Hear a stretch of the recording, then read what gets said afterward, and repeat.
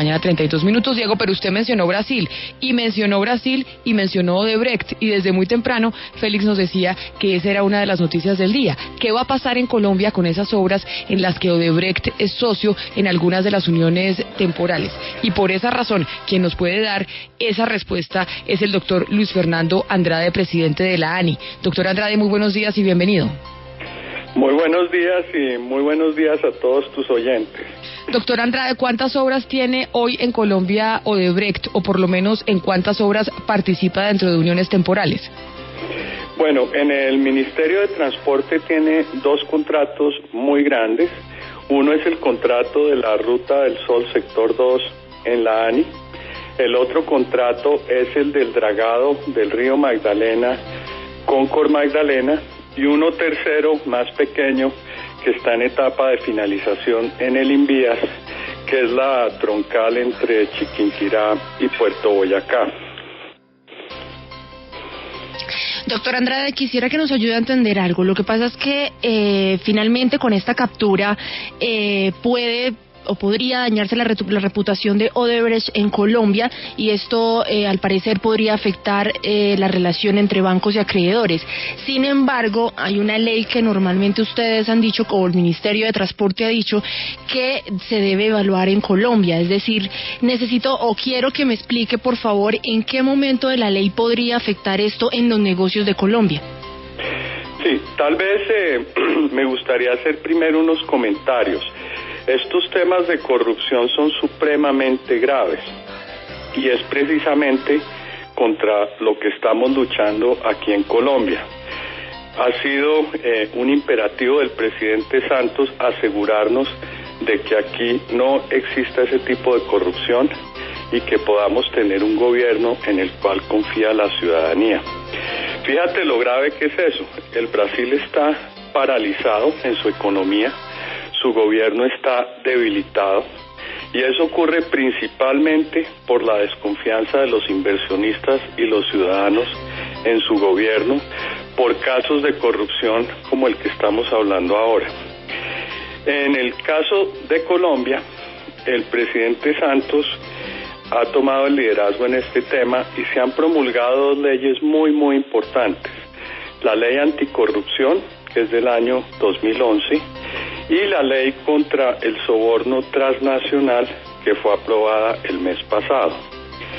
También nosotros nos hemos comprometido muy seriamente en Colombia con la transparencia, y por eso, tanto a nivel del Invías, de la ANI, ustedes no encuentran una sola queja y hay gran confianza entre los inversionistas y ciudadanos. Ahora, esto es de suma gravedad. ¿Y qué implica? Lo primero que implica es que se puede haber elevado el riesgo de esta firma, precisamente por lo que mencionas, precisamente por el efecto reputacional que este tipo de condenas tienen y la dificultad que pueden llegar a tener de hacer negocios con los bancos, de hacer negocios con sus proveedores y en general, pues de operar de una forma eficiente.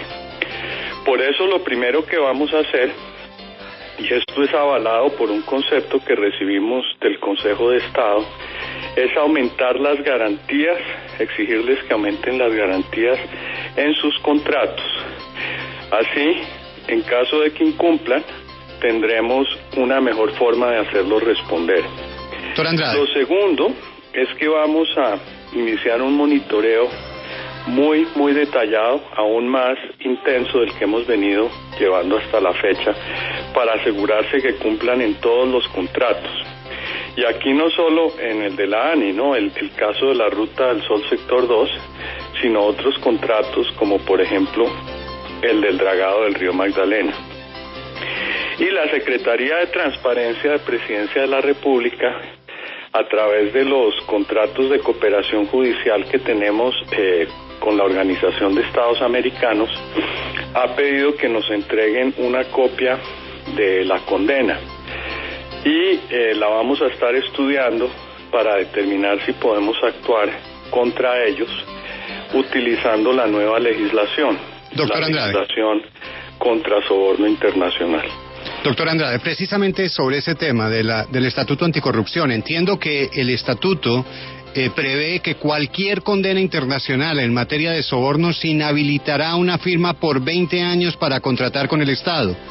En este caso, al ser contratos que ya se entregaron y que se están desarrollando, ¿qué pasa y qué aplicación tiene esta norma? Bueno, la ley anticorrupción del 2011 efectivamente pone esa inhabilidad, pero la inhabilidad aplica solamente si el acto de corrupción se dio en Colombia o si se dio en el exterior pero está relacionado a la contratación con Colombia. Nosotros entendemos que en este caso la condena no tiene que ver con los contratos que hay aquí en Colombia, pero precisamente por eso es que estamos pidiendo copia de la condena. Ahora, suponiendo que no tuviera nada que ver, o sea que los hechos por los que están siendo condenados estos directivos de Odebrecht en el Brasil no tienen nada que ver con Colombia, no surgiría ninguna inhabilidad de acuerdo a la ley anticorrupción. Doctor Andrade, y suponiendo que sí, entonces lo que se procede a hacer sería ceder los contratos, se abre nueva licitación, ¿qué hay que hacer después de? Bueno, suponiendo que sí, la ley reciente, ¿no?, la ley contra el soborno transnacional, lo que define es que el competente para fijar las sanciones y las multas a las que pueda dar lugar son la Superintendencia de Sociedades.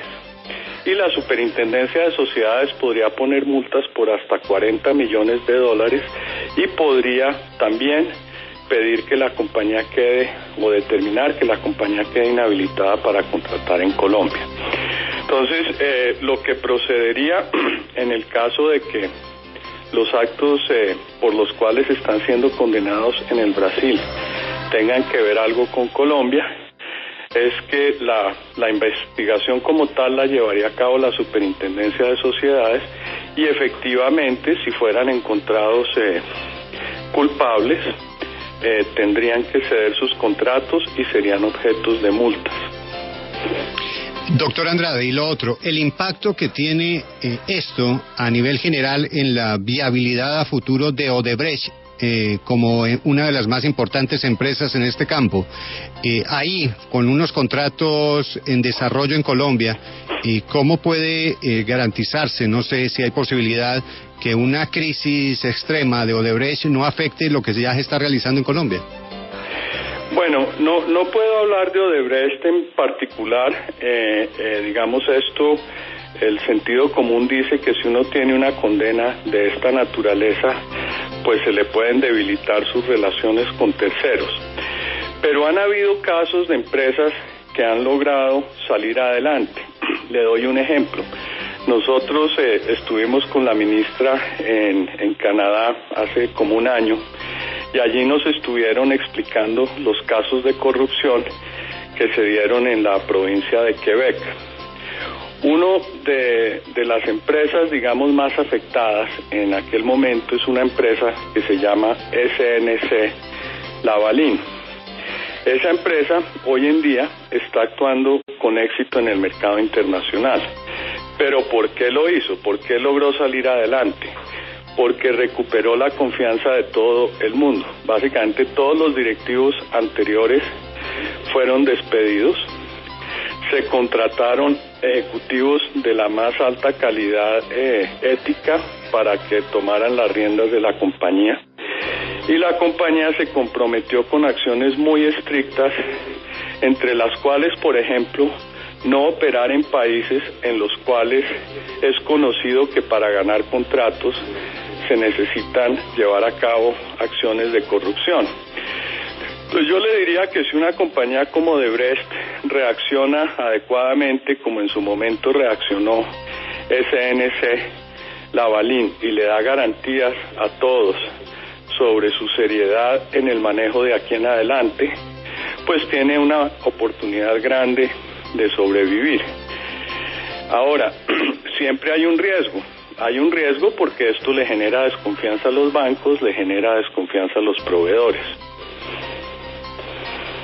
Bueno, doctor Andrade, le quiero cambiar el tema para preguntarle sobre un tribunal de arbitramiento al que le hemos querido poner el ojo aquí en la W, y fue el tribunal al que renunció como uno de sus árbitros, uno de sus integrantes, el jefe negociador en La Habana, Humberto de la Calle Lombana. Se trata de la carretera Pasto-Rumichaca. Hay una diferencia importante con la empresa que tenía esa concesión, y teníamos entendido que existía por parte de la ANI una cierta inquietud sobre lo que podría pasar con ese tribunal.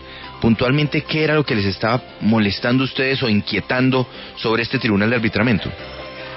Bueno, lo primero que debo decir en todo esto es el gran aprecio y admiración que tenemos por el doctor de la Calle, tanto en la ANI como yo a nivel personal.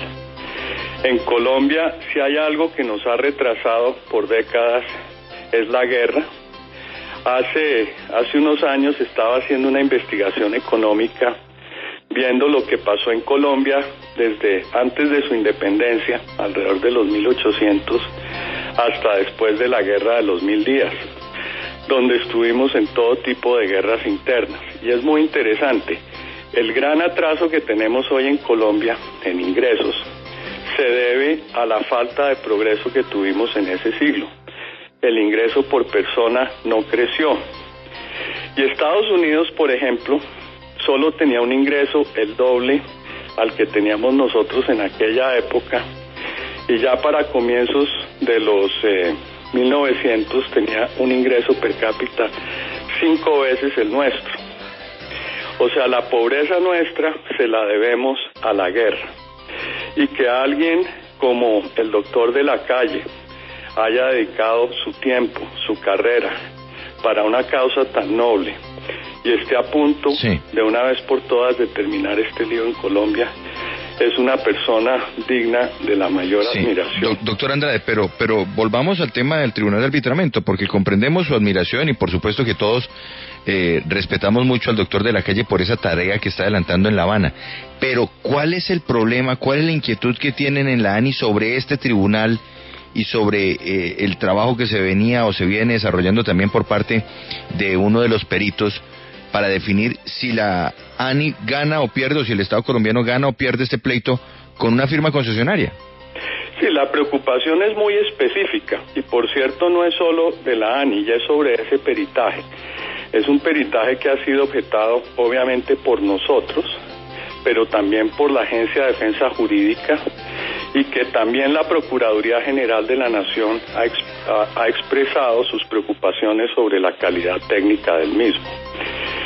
Ese es el problema, ese peritaje. Ese es un peritaje que fue hecho solo con la información entregada por la contraparte, por el contratista, que se basa en información diferente a la información registrada en la contabilidad del proyecto.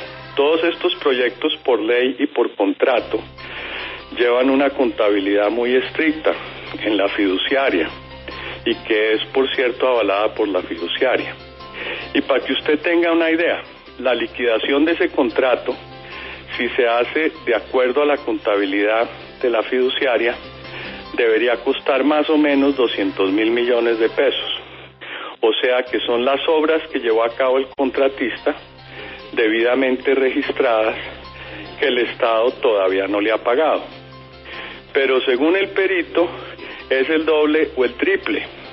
Él hizo un peritaje en el cual esa liquidación sería entre 400.000 millones y 600.000 millones. Es algo que nos tiene absolutamente alarmados y que podría causar un perjuicio enorme al patrimonio de los colombianos. Doctor Andrade, director de la ANI, muchas gracias por haber estado con nosotros aquí en la W Radio hablando del caso Odebrecht, para saber específicamente cuáles son los impactos de la captura y pues además de la condena a 17 años de cárcel de su presidente en Brasil con los contratos y con las obras que tiene aquí en nuestro país. Feliz mañana. Bueno, muchas gracias y muy buen día a todos. A usted también, son las 6:47 a.m. Ya regresamos a la W Radio.